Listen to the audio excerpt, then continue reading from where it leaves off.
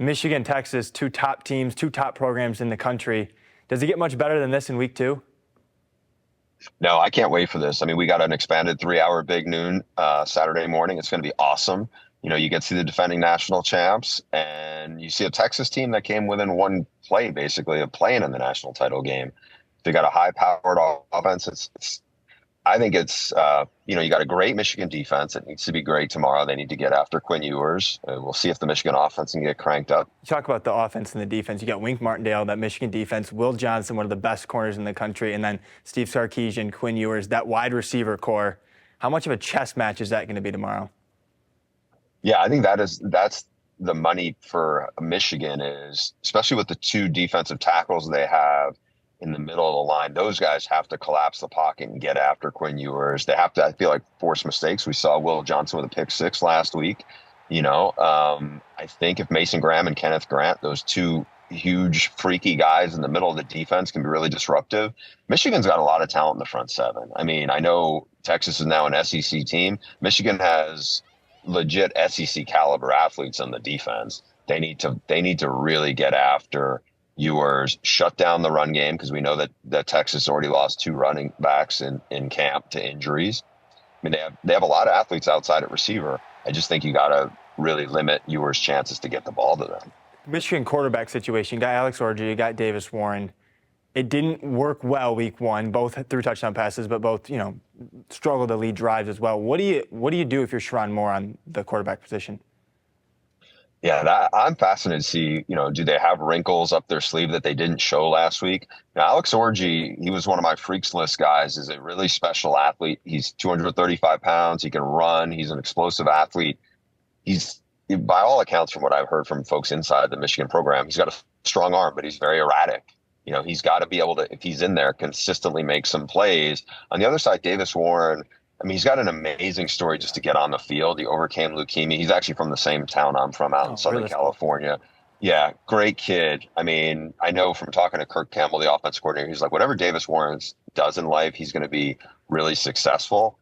I think few people would have thought that a guy who barely played high school football because of, overcoming cancer, and then also just not getting on the field much as being a high school senior when the pandemic happened, just to get here. I mean, a no-star recruit with very little high school film, and as the starting quarterback of the defending national champs, he throws it well. He is going to have to make plays downfield and give them some spark in the passing game. With the expanded 12-team playoff, obviously both teams still in it, whoever doesn't win this game. But what do you see the long-term implications from a week 2 matchup? I think one of the long-term implications of this is last week, as great as the SEC has been, and it's won a ton of national titles over the last 20 years, it was a rough week last week, right? They had a couple of big head-to-head matchups. They had 2 games where they were favored and they lost. Notre Dame went into Texas A&M and beat them. And obviously you had Miami just smashing Florida at the Swamp. And then the other game was LSU was a favorite and they lost to USC. Texas, I'm not saying if Texas loses tomorrow as a touchdown favorite here in Ann Arbor, it's going to be like curtains for the SEC. But the perception of the SEC will take a big hit if they lose this game tomorrow. Because, again, Texas is the favorite here. I know Michigan's the home team, but Texas is coming off of a really shaky opening week, whereas, the Big Ten was 17-1. So I think conference perception-wise, I don't think one of these 2 power conferences is going to get 5 teams in the playoff. But if Michigan somehow wins tomorrow, I think that would make it a lot harder for the argument to be, the SEC deserves 5 teams, when all of a sudden they don't hold up well against the other power conferences, and when they actually went head to head. Michigan has continued to make news off the field. Ward Manuel's comments about Sherrone Moore's contract. What do you make of those this week as a kind of another distraction for the Wolverines? Yeah, it's interesting. So on our reporting, that Sherrone Moore had signed an MOU, a memorandum of understanding, that's typical. He's of new coaching hires in late January. From our reporting, that MOU in the contract really is only valid for 90 days from that point forward. So I think Michigan right now, it's not entirely uncommon to have a coach coaching technically not under contract. but it doesn't happen very often. And the other part that's, I think, kind of a unique add to this is you have an NCAA investigation that is hovering over Michigan.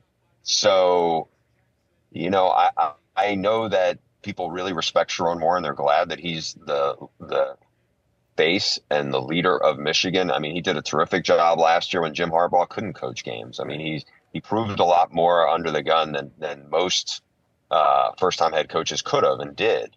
So we'll see if Michigan can, get this deal done with him and sooner than later, because I think the longer this drags on, the more does become a distraction, especially with the NCAA stuff hanging over where you're like, okay, why is Michigan not getting this deal done? And it's been it's actually, whatever is it, 9 months since when he actually signed the MOU. It should have been probably done sooner than later. You travel around big games every single week. What are you expecting the atmosphere like to be in Ann Arbor tomorrow?